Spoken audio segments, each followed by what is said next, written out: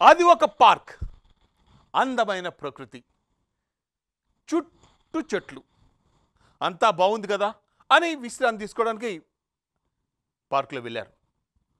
కొంచెం దూరం అటువైపు అలా నడుచుకుంటూ వెళ్ళంగానే ఒక చెట్టుకు ఇద్దరు వ్యక్తులు వేలాడుతూ కనిపించారు. అంతే, భయం వేసి వణుకుతూ పరుగులు తీశారు.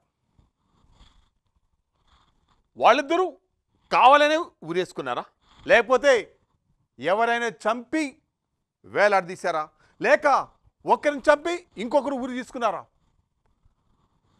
మరి వారిని కన్న తల్లిదండ్రుల పరిస్థితి ఏంటి? ఈ హత్యలు ఎవరు చేశారు?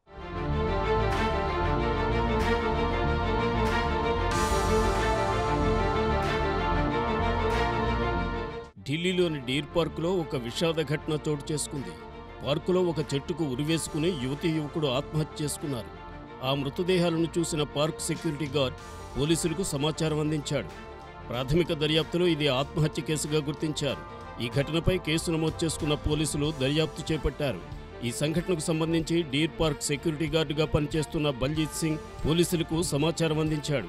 దీంతో వెంటనే పోలీసులు సంఘటనా స్థలానికి చేరుకుని పరిశీలించారు.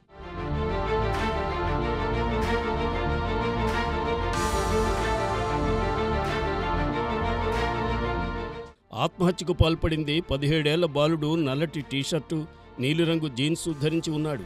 17 సంవత్సరాల వయస్సు బాలిక ఆకుపచ్చ రంగు దుస్తులు ధరించి చెట్టుకు వేలాడుతూ కనిపించారు.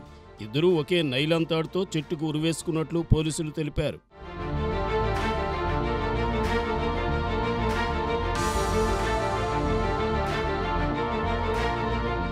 పోలీసులు వెంటనే క్రైమ్ టీమును పిలిపించి సంఘటనా స్థలంలో మరింత విచారణ చేపట్టారు. అనంతరం మృతదేహాలను పోస్టుమార్టం నిమిత్తం ఆసుపత్రికి తరలించారు.